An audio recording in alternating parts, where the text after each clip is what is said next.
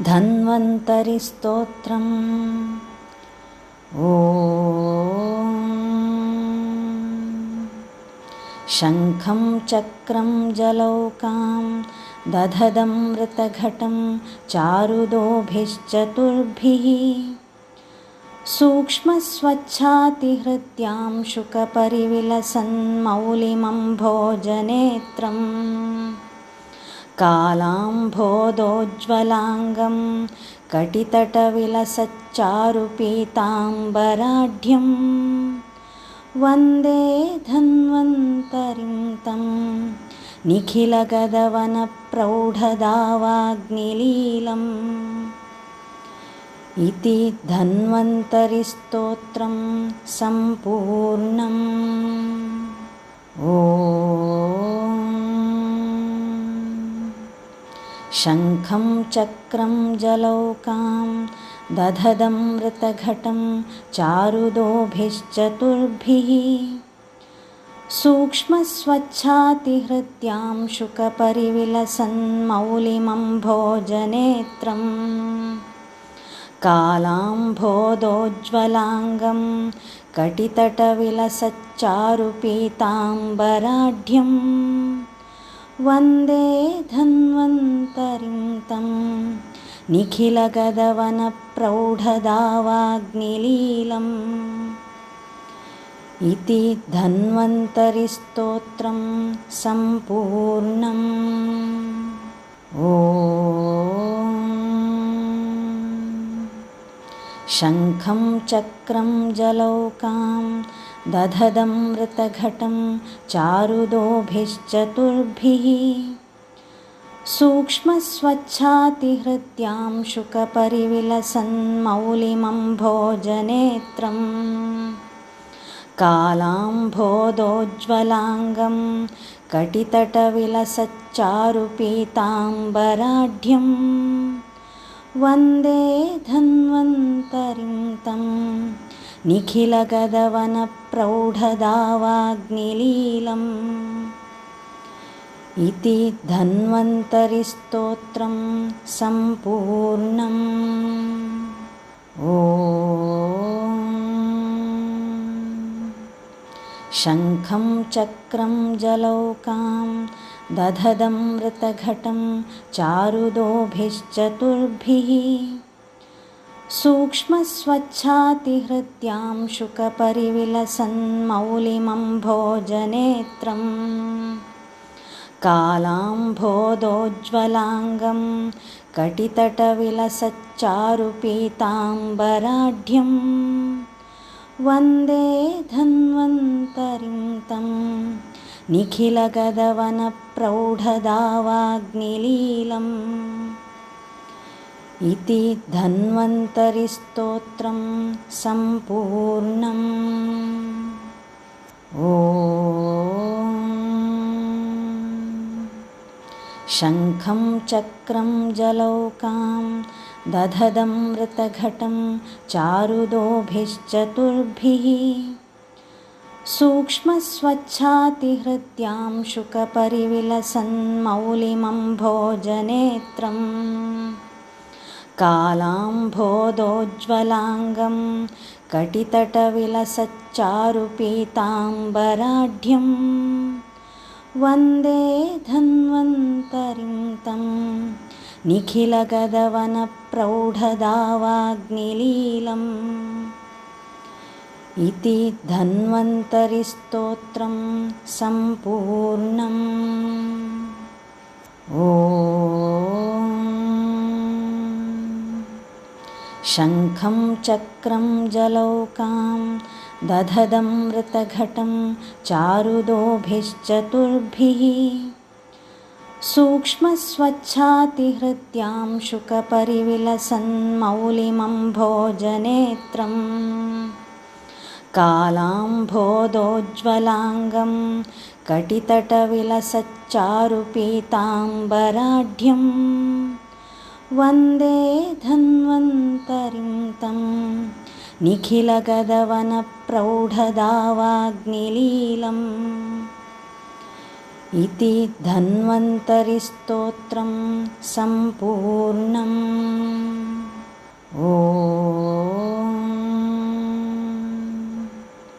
शङ्खं चक्रं जलौकां दधदमृतघटं चारुदोभिश्चतुर्भिः सूक्ष्मस्वच्छातिहृद्यां शुकपरिविलसन्मौलिमम्भोजनेत्रम् कालाम्भोदोज्ज्वलाङ्गं कटितटविलसच्चारुपीताम्बराढ्यं वन्दे धन्वन्तरिं तं निखिलगदवनप्रौढदावाग्निलीलम्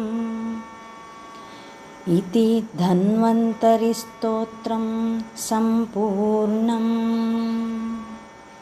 ॐ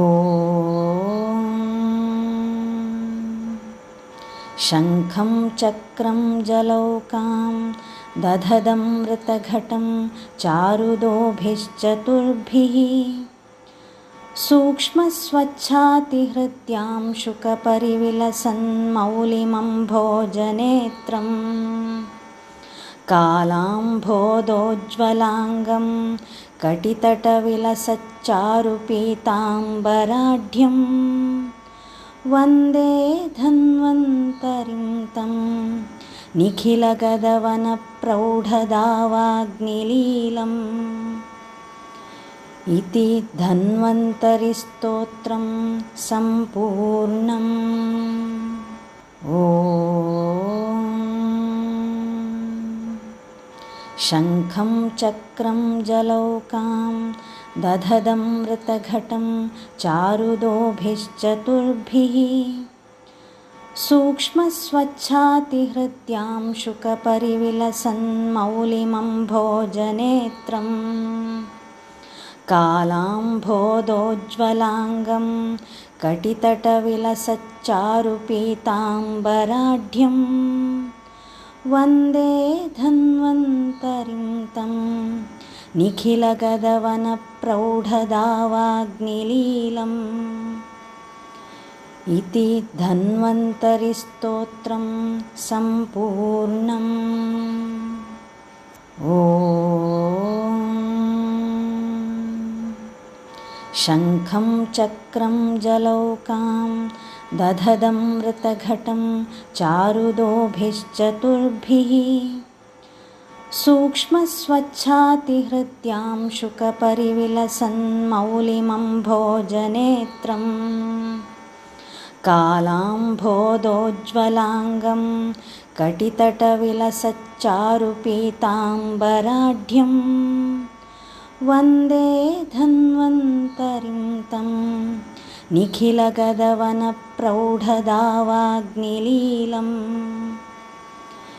इति धन्वन्तरिस्तोत्रं सम्पूर्णम्। ॐ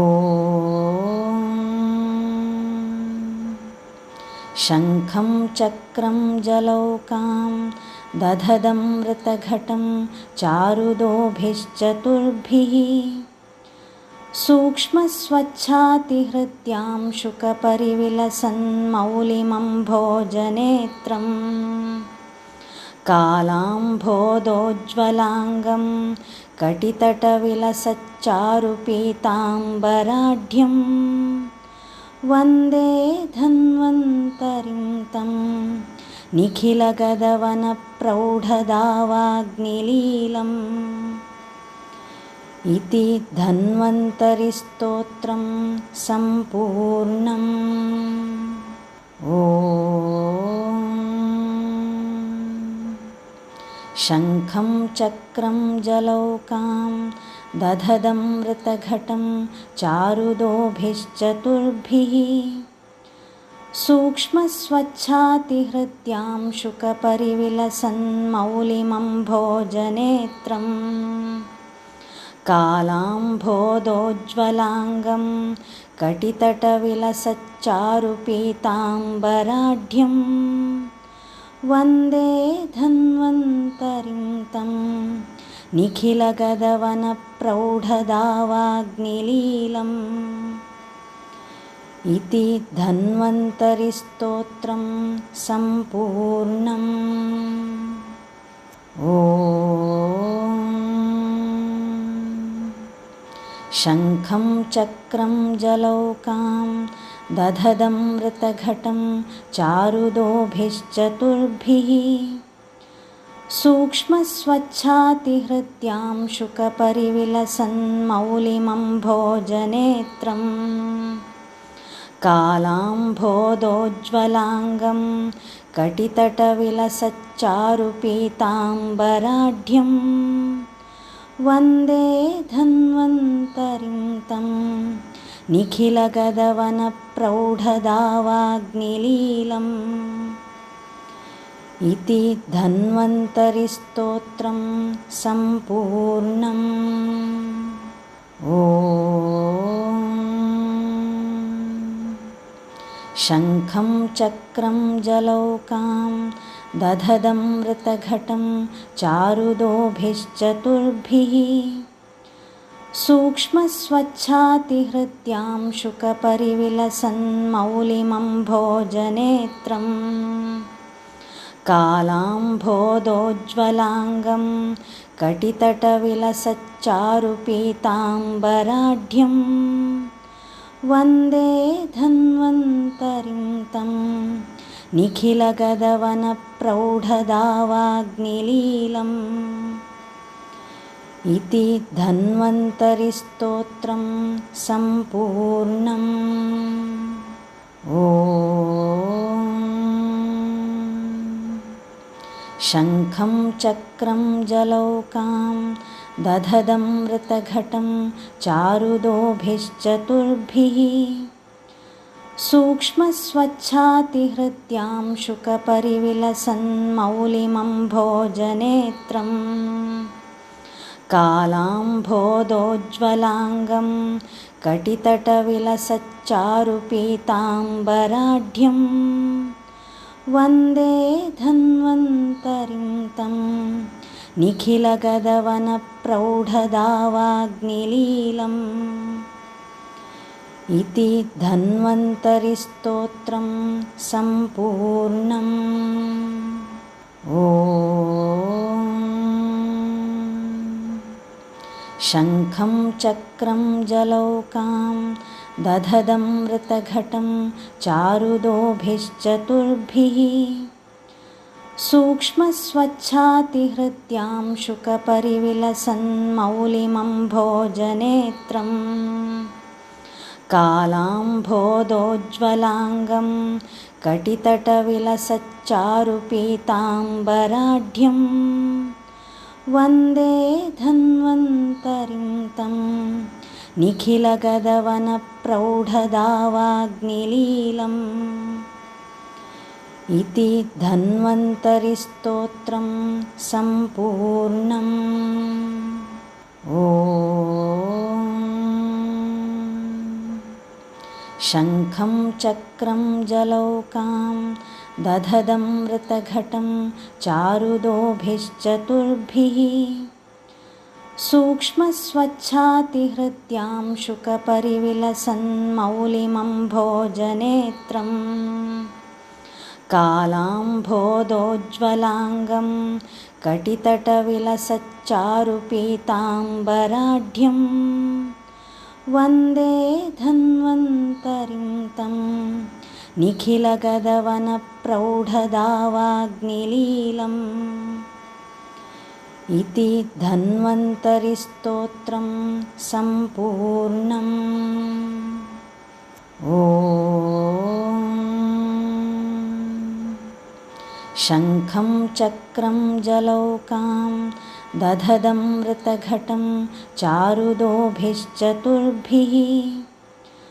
सूक्ष्मस्वच्छातिहृत्यां शुकपरिविलसन्मौलिमम्भोजनेत्रम् कालाम्भोदोज्ज्वलाङ्गं कटितटविलसच्चारुपीताम्बराढ्यं वन्दे धन्वन्तरिं तं निखिलगदवनप्रौढदावाग्निलीलम्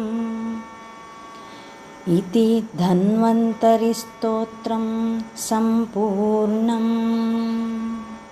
ॐ शङ्खं चक्रं जलौकां दधदमृतघटं चारुदोभिश्चतुर्भिः सूक्ष्मस्वच्छातिहृत्यां शुकपरिविलसन्मौलिमम्भोजनेत्रं कालाम्भोदोज्ज्वलाङ्गं कटितटविलसच्चारुपीताम्बराढ्यं वन्दे धन्वन्तरिं तं निखिलगदवनप्रौढदावाग्निलीलम् इति धन्वन्तरिस्तोत्रं सम्पूर्णम्। ॐ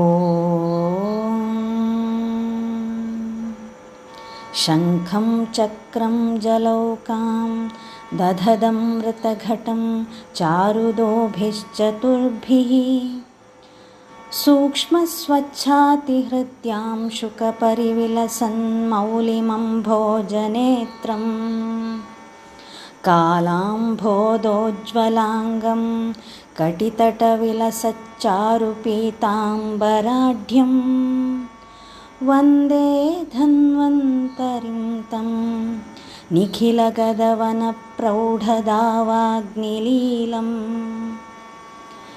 इति धन्वन्तरिस्तोत्रं सम्पूर्णम्। ॐ शङ्खं चक्रं जलौकां दधदमृतघटं चारुदोभिश्चतुर्भिः सूक्ष्मस्वच्छातिहृत्यां शुकपरिविलसन्मौलिमम्भोजनेत्रं कालाम्भोदोज्ज्वलाङ्गं कटितटविलसच्चारुपीताम्बराढ्यं वन्दे धन्वन्तरिं तं निखिलगदवनप्रौढदावाग्निलीलम् इति धन्वन्तरिस्तोत्रं सम्पूर्णम्। ॐ शङ्खं चक्रं जलौकां दधदमृतघटं चारुदोभिश्चतुर्भिः सूक्ष्मस्वच्छातिहृत्यां शुकपरिविलसन्मौलिमम्भोजनेत्रं कालाम्भोदोज्ज्वलाङ्गं कटितटविलसच्चारुपीताम्बराढ्यं वन्दे धन्वन्तरिं तं निखिलगदवनप्रौढदावाग्निलीलम् इति धन्वन्तरिस्तोत्रं सम्पूर्णम्। ॐ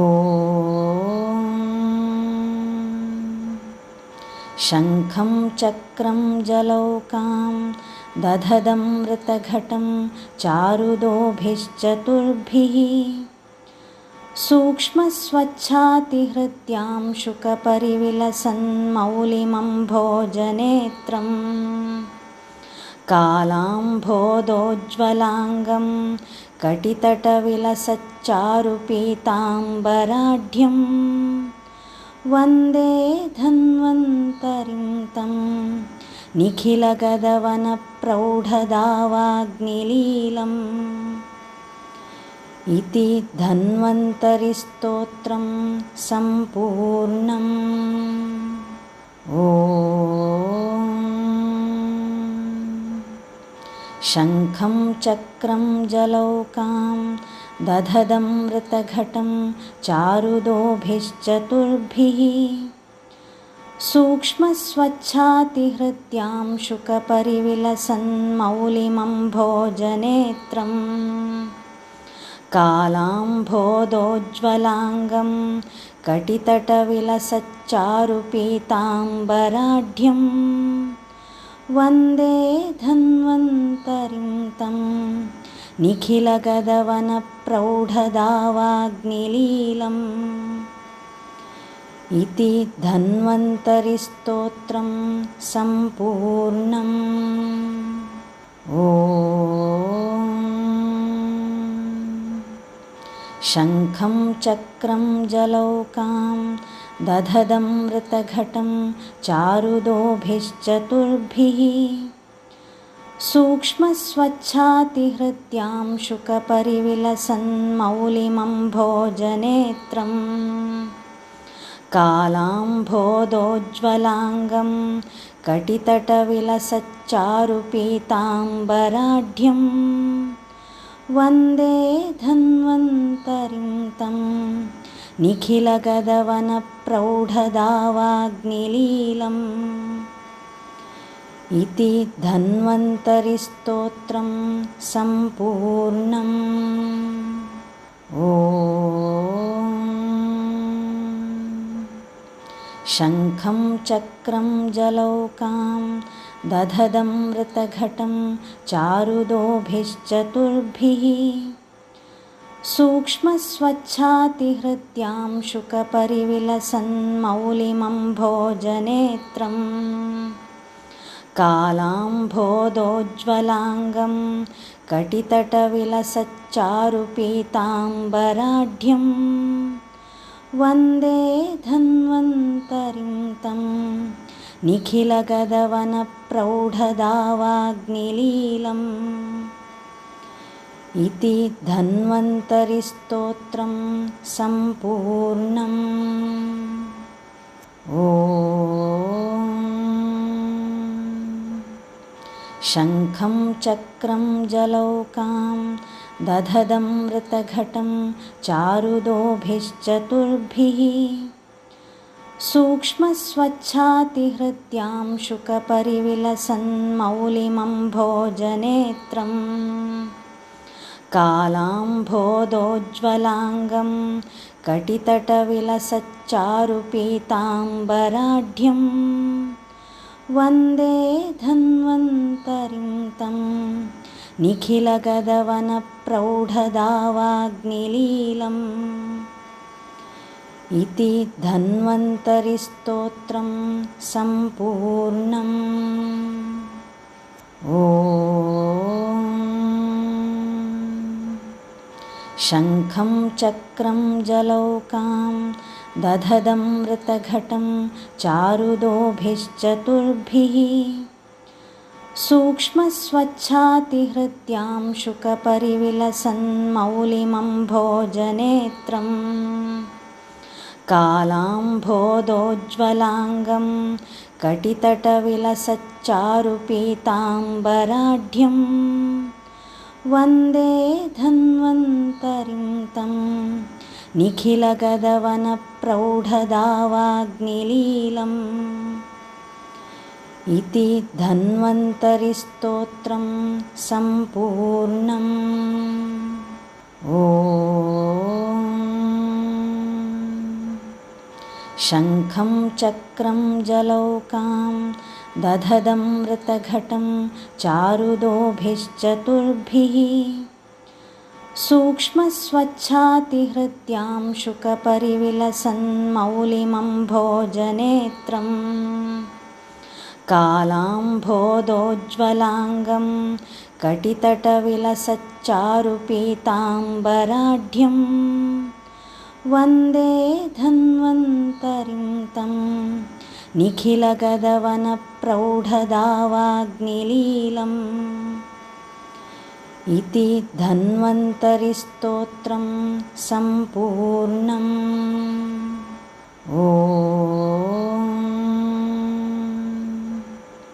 शङ्खं चक्रं जलौकां दधदमृतघटं चारुदोभिश्चतुर्भिः सूक्ष्मस्वच्छातिहृत्यां शुकपरिविलसन्मौलिमम्भोजनेत्रं कालाम्भोदोज्ज्वलाङ्गं कटितटविलसच्चारुपीताम्बराढ्यं वन्दे धन्वन्तरिं तं निखिलगदवनप्रौढदावाग्निलीलम् इति धन्वन्तरिस्तोत्रं सम्पूर्णम्। ॐ शङ्खं चक्रं जलौकां दधदमृतघटं चारुदोभिश्चतुर्भिः सूक्ष्मस्वच्छातिहृत्यां शुकपरिविलसन्मौलिमम्भोजनेत्रम् कालाम्भोदोज्ज्वलाङ्गं कटितटविलसच्चारुपीताम्बराढ्यं वन्दे धन्वन्तरिं तं निखिलगदवनप्रौढदावाग्निलीलम् इति धन्वन्तरिस्तोत्रं सम्पूर्णम्। ॐ शङ्खं चक्रं जलौकां दधदमृतघटं चारुदोभिश्चतुर्भिः सूक्ष्मस्वच्छातिहृत्यां शुकपरिविलसन्मौलिमम्भोजनेत्रम् कालाम्भोदोज्ज्वलाङ्गं कटितटविलसच्चारुपीताम्बराढ्यं वन्दे धन्वन्तरिं तं निखिलगदवनप्रौढदावाग्निलीलम् इति धन्वन्तरिस्तोत्रं सम्पूर्णम्। ॐ शङ्खं चक्रं जलौकां दधदमृतघटं चारुदोभिश्चतुर्भिः सूक्ष्मस्वच्छातिहृत्यां शुकपरिविलसन्मौलिमम्भोजनेत्रम् कालाम्भोदोज्ज्वलाङ्गं कटितटविलसच्चारुपीताम्बराढ्यं वन्दे धन्वन्तरिं तं निखिलगदवनप्रौढदावाग्निलीलम् इति धन्वन्तरिस्तोत्रं सम्पूर्णम्। ॐ शङ्खं चक्रं जलौकां दधदमृतघटं चारुदोभिश्चतुर्भिः सूक्ष्मस्वच्छातिहृत्यां शुकपरिविलसन्मौलिमम्भोजनेत्रम् कालाम्भोदोज्ज्वलाङ्गं कटितटविलसच्चारुपीताम्बराढ्यं वन्दे धन्वन्तरिं तं निखिलगदवनप्रौढदावाग्निलीलम् इति धन्वन्तरिस्तोत्रं सम्पूर्णम्। ॐ शङ्खं चक्रं जलौकां दधदमृतघटं चारुदोभिश्चतुर्भिः सूक्ष्मस्वच्छातिहृत्यां शुकपरिविलसन्मौलिमम्भोजनेत्रम् कालाम्भोदोज्ज्वलाङ्गं कटितटविलसच्चारुपीताम्बराढ्यं वन्दे धन्वन्तरिं तं निखिलगदवनप्रौढदावाग्निलीलम् इति धन्वन्तरिस्तोत्रं सम्पूर्णम्। ॐ शङ्खं चक्रं जलौकां दधदमृतघटं चारुदोभिश्चतुर्भिः सूक्ष्मस्वच्छातिहृत्यां शुकपरिविलसन्मौलिमम्भोजनेत्रम् कालाम्भोदोज्ज्वलाङ्गं कटितटविलसच्चारुपीताम्बराढ्यं वन्दे धन्वन्तरिं तं निखिलगदवनप्रौढदावाग्निलीलम् इति धन्वन्तरिस्तोत्रं सम्पूर्णम्। ॐ शङ्खं चक्रं जलौकां दधदमृतघटं चारुदोभिश्चतुर्भिः सूक्ष्मस्वच्छातिहृत्यां शुकपरिविलसन्मौलिमम्भोजनेत्रम् कालाम्भोदोज्ज्वलाङ्गं कटितटविलसच्चारुपीताम्बराढ्यं वन्दे धन्वन्तरिं तं निखिलगदवनप्रौढदावाग्निलीलम् इति धन्वन्तरिस्तोत्रं सम्पूर्णम्। ॐ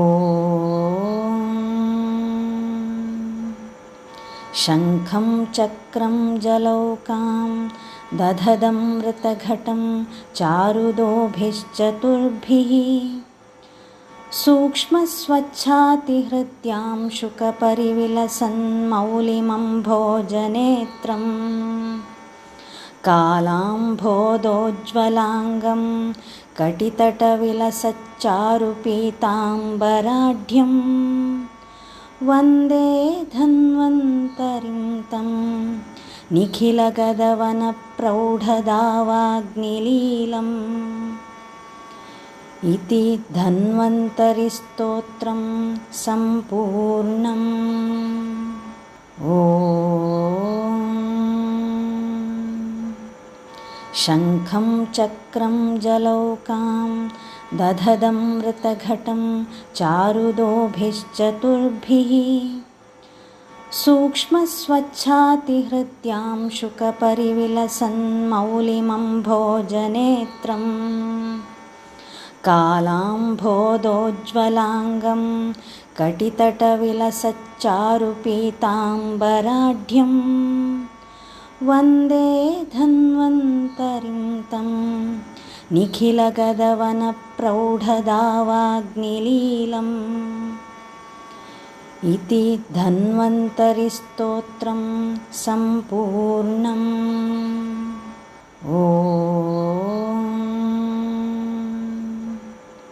शङ्खं चक्रं जलौकां दधदमृतघटं चारुदोभिश्चतुर्भिः सूक्ष्मस्वच्छातिहृत्यां शुकपरिविलसन्मौलिमम्भोजनेत्रम् कालाम्भोदोज्ज्वलाङ्गं कटितटविलसच्चारुपीताम्बराढ्यं वन्दे धन्वन्तरिं तं निखिलगदवनप्रौढदावाग्निलीलम्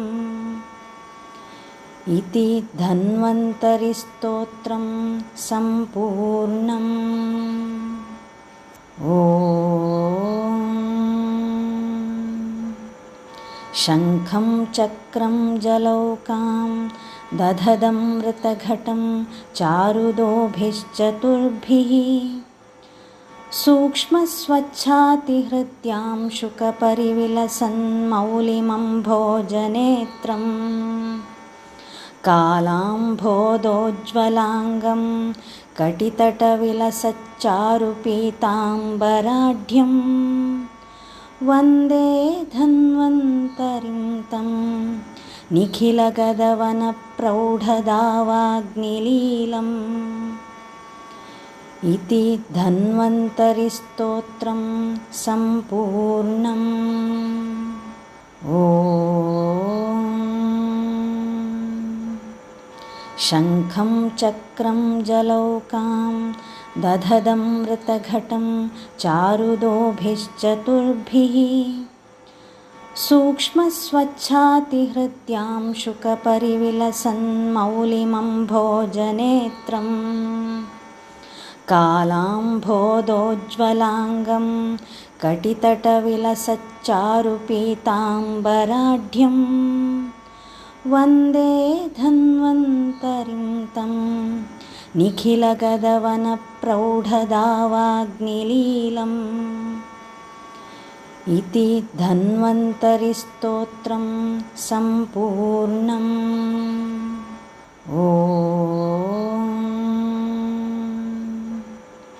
शङ्खं चक्रं जलौकां दधदमृतघटं चारुदोभिश्चतुर्भिः सूक्ष्मस्वच्छातिहृत्यां शुकपरिविलसन्मौलिमम्भोजनेत्रम् कालाम्भोदोज्ज्वलाङ्गं कटितटविलसच्चारुपीताम्बराढ्यं वन्दे धन्वन्तरिं तं निखिलगदवनप्रौढदावाग्निलीलम् इति धन्वन्तरिस्तोत्रं सम्पूर्णम्। ॐ शङ्खं चक्रं जलौकां दधदमृतघटं चारुदोभिश्चतुर्भिः सूक्ष्मस्वच्छातिहृत्यां शुकपरिविलसन्मौलिमम्भोजनेत्रम् कालाम्भोदोज्ज्वलाङ्गं कटितटविलसच्चारुपीताम्बराढ्यं वन्दे धन्वन्तरिं तं निखिलगदवनप्रौढदावाग्निलीलम् इति धन्वन्तरिस्तोत्रं सम्पूर्णम्। ॐ शङ्खं चक्रं जलौकां दधदमृतघटं चारुदोभिश्चतुर्भिः सूक्ष्मस्वच्छातिहृत्यां शुकपरिविलसन्मौलिमम्भोजनेत्रम् कालाम्भोदोज्ज्वलाङ्गं कटितटविलसच्चारुपीताम्बराढ्यं वन्दे धन्वन्तरिं तं निखिलगदवनप्रौढदावाग्निलीलम् इति धन्वन्तरिस्तोत्रं सम्पूर्णम्। ॐ